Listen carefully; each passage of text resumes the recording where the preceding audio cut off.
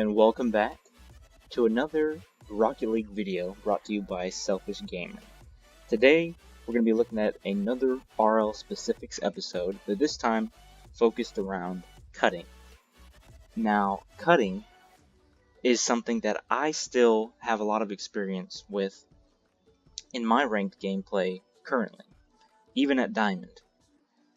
And I want to try to focus on explaining what are the different variables associated with how or why cutting occurs, and how it could potentially be a good or bad decision based on the context of that said situation. On top of that, I would also like to take a moment to inject an idea that it could potentially be your fault that somebody cuts on you, or your fault that you feel that you need to cut. So that's what we're going to be taking a look at. That's what we're going to be going over. Today we're going to be doing something a little bit different as far as gameplay goes. What I'm going to do is I'm going to watch a replay. I'm going to see if there's a situation I can talk about briefly, explain the depths of it, go over the different sides and perspectives, and I'll just cut immediately to it, explain it, and then cut to the next one if there is one. Hopefully, that way I can get my videos a little bit shorter. So without further ado, let's get right into it. Alright, here we go. I actually found an example that I was thinking of in my head, and this is actually what had occurred, or I found one that is exactly like that one. So let's talk about this one, and it's actually not a coincidence that I found one that I was exactly looking for, because this is a common situation that happens all of the time. Now, in this particular match, not a whole lot in terms of negatives came from it. The play continued as normally. But here, let me explain the situation briefly. Basically, the one that I'm identifying or noticing quite frequently is this situation where two teammates are up. I'm going to see if I can get into free cam, even though I don't have much experience here. So sorry about that. I had some little difficulties getting to free cam, but here we are. Here's the situation as it presents, and bear with me, I'm not used to these controls. So, situation is, don't pay attention to the blue team right now. They're actually doing what they should be doing. But the situation is that on your team, on the offensive side, you have two people up front. Now, it doesn't matter what exactly is going on here. This is actually something that happens quite frequently, and there's a whole bunch of different variables and reasons as to why this is happening. But for the sake of this situation, we'll just explain that intent went, and he did his purpose. He was starting to rotate, head back. I went, but I was in the wrong position, so I missed, and the ball's heading back. Now, Bang, I'll just call him Ban. Ban is in this tough situation, okay? Because he's way too far out of the play. This is a big no-no when it comes to Rocket League, because if the blue team's any good, they will identify that he's way out of the play and realize that they're now in a 3v1 situation as long as they keep the speed of the ball at a moderate pace and outpace intent coming back. And there's nothing that Ban can really do against their 3v1 situation. Okay, he's at a disadvantage here. But you'll notice that they throw away the ball. Ban is able to take care of it, no problem, and it's not a big deal. But this can easily turn into a very difficult situation. And so, how does this draw back to cutting, and why is it important sometimes, or why is it effective, and why could it be considered a good decision? Well, basically, let's say the blue team realized that they had a whole bunch of space, right, and they didn't throw it away.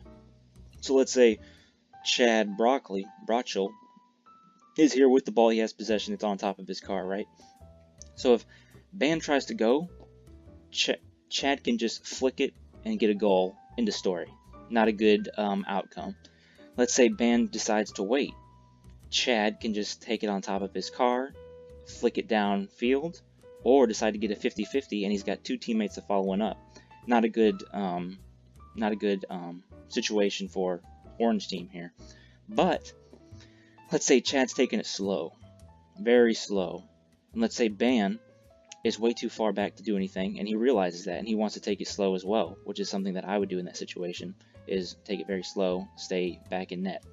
Well, intent, being the closest man to the play, with the most amount of boost, and the best position, should come over here, cut rotation and disturb Chad's and Knight's play in the midfield here. Why should he do this? Well, it's quite obvious to some.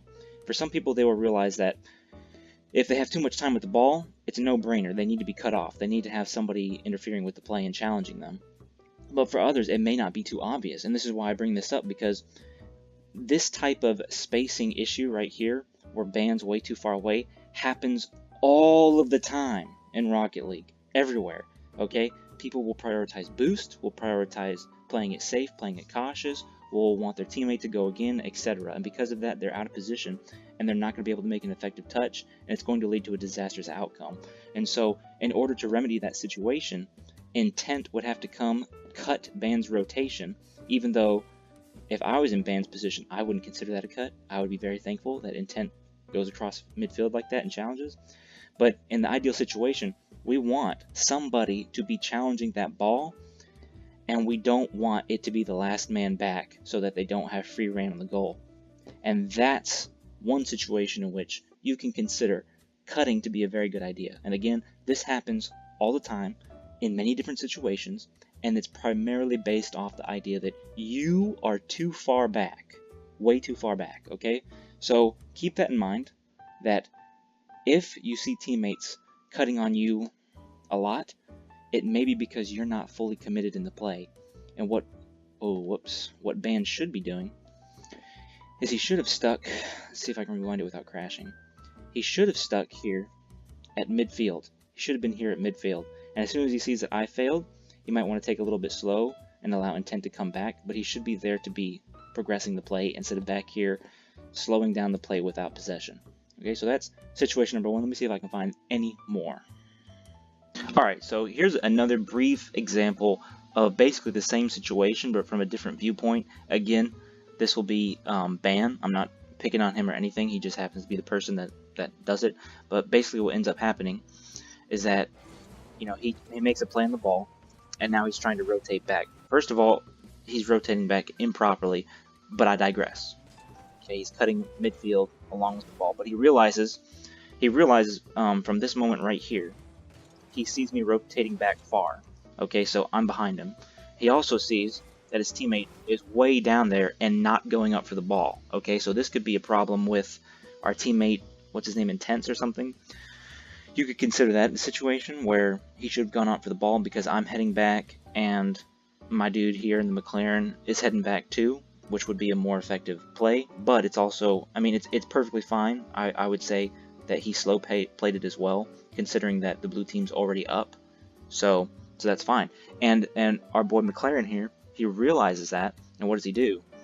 He comes over here to cut off the play and to force them to throw away the ball. Now, blue team seemed like they were committed to throw away the ball already, like before they even knew McLaren boy here was coming. See, they were already committed.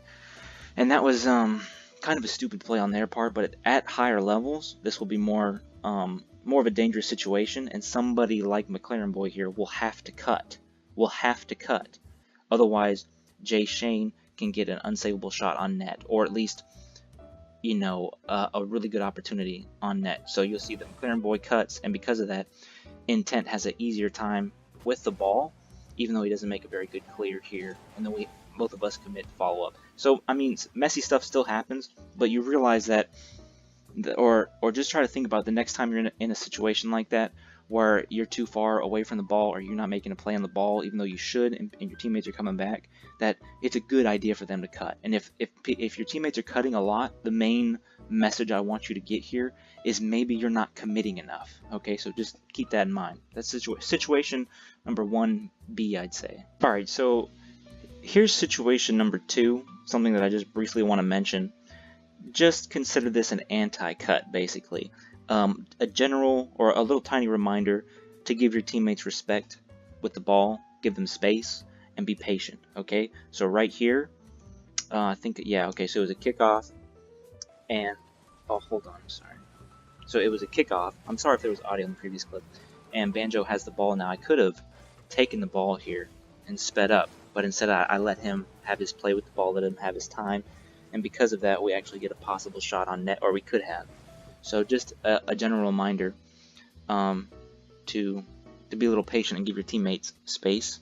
on the offensive side, I would say that on the offensive side of the equation, cutting is not a necessity as much as it is on defense, where somebody needs to be challenging the ball in certain situations, and if you're not there fast enough, one of your teammates will cut to get there. So on defense, it might be important to cut. On offense, you can take your time, and it's actually recommended for me personally to give your teammates space and be in a better position. You see how we're spaced out right now. Banjo's in a corner, I'm in a corner, Intense at midfield. This is a very, very strategic and advantageous position to be in on the offensive side for Orange. Okay, so just keep that in mind. On the offensive, you don't really need to cut that much. In fact, even if you think that, oh my god, I need to hit the ball, I can make a better touch, just let them have the ball. It doesn't really matter. It really doesn't. Let them have the ball, let them make a play. Okay, but on defense, that's where it's more important to be where you need to be at a specific time. It's extremely important that you go at the right time. Okay, so situation 2, general reminder right there. All right, here we go. I guess we could call this situation 3, but this is something that I also see happening a lot, and this is a situation that occurs on offense, but it's a mix of it's about to be defense, but we can turn it into offense if somebody's in the correct position. So let's just see what happens here. Okay, so he decides to pass it, I pop it, not too effective, okay? Intent hits it, Ban went all the way back. He has a habit of going all the way back. And because of that, even though I should be rotating back and I feel like Ban should be going forward to apply pressure because he's in a more advantageous position, even though that's the way I think, the game is still very, what you would say, malleable. It's very fluid. It's very open. There's no right or wrong decision all the time. You just need to be able to adapt. So I'm not calling Ban out and saying that he's doing things wrong, but we might have been able to be more effective if we change things up a little bit differently. But because he's going back, you'll notice that instead of rotating back, I will stick up in midfield and switch from what is it? I just went, so I was just 1, and then I was rotating back, and now I'm immediately 2.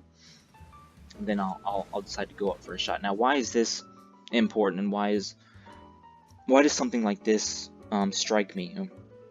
Why does it pop out to me? Well, basically, even in Diamond, I see a lot of situations where something like this occurs, where last man back is way too far out and he can't possibly challenge in the correct time. And keep in mind that they do end up throwing away the ball like this right here, but they didn't have to. And if they were to keep possession and Ban's back there and he has the mentality that he's the next one to go, he's last man back, we just went, and Ban needs to hit it, right? Let's say he has that mentality, which is something that I feel like a lot of players actually do have, that they feel entitled to the fact that it's their turn to hit the ball, which is just, it's not effective most of the time. And so let's say Ban decided that he should be the one to hit it, and let's say we were in comms and he's like, leave it, it's my turn, or something like that. Okay, so I turn back, and nobody's contesting this ball, and Ban's way back. Now, again, in this situation, it's not too dangerous, but there are definitely situations in which the blue team could set themselves up to completely decimate Ban and have an easy opportunity on net. And so it's imperative that somebody like me comes from being 1 and switches over to 2 immediately, because they're in the proper time and the proper place to make a challenge on the ball, which forces them to throw away their possession.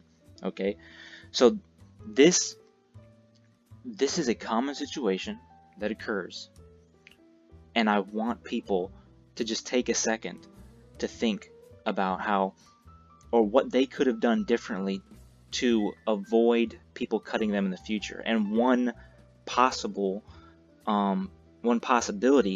is to take Ban as an example here and not go completely out of the play to get boost for no reason, especially when your team is applying pressure and rotating back fairly efficiently, and or just rotating back, on average, so you can trust them.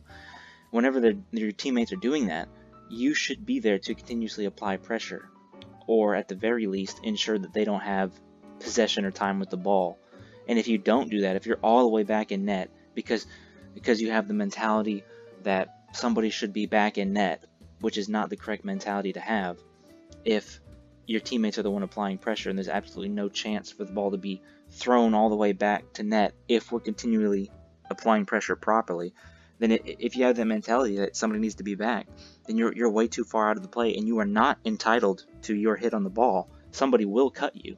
And if you do that too often, you'll find yourself in the situation where you'll consistently think, wow, my teammates are ball chasers. Wow, nobody's ever covering the net.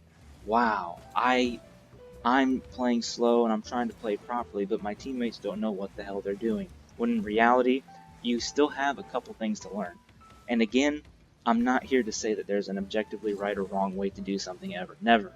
Now, I don't think there's still, in my time playing Rocket League, I think that there's some guidelines that need to be followed, but you can still always adapt, and that's always a skill, just like being able to perform a successful ceiling shot, or more importantly, I suppose, being able to accurately place with power a ground shot, right? Something like that is way more, or is just as important as developing the skill to be able to adapt to your teammates and realize what you can do to help them out. So keep that in mind. On the offensive and defensive side, again, it's not as important on the offensive side. I would say give your teammates time with the ball if they have it. You don't need to cut them off unless there's a situation where you feel like someone needs to go. But yeah, keep in mind that there are particular times throughout the game, throughout the match, where somebody needs to go and needs to challenge. Otherwise, your team's going to be in a disadvantageous position, and it'll be hard for them to come back. And you don't want to be in that. I can't rewind. You don't want to be in that position, okay? So just keep that in mind. Keep in mind that whenever somebody cuts, it could be your fault. Whenever somebody cuts, maybe you're making a positioning error. Maybe there's something differently you can do. Just take a moment to maybe watch your replay and have that sort of self-reflection. And always remember, don't get mad at your teammates. Don't be toxic. Don't say, what a save, nice shot, teammates trash. Because if you really care about winning, if you really care about ranking up, it's only going to make things worse, okay? But anyway, thanks for watching. Thanks for taking the time. Hopefully, this will give you a little bit more insight into some of the depths that go into Rocket League. And yeah, thank you for watching, and I'll see you next time. Peace.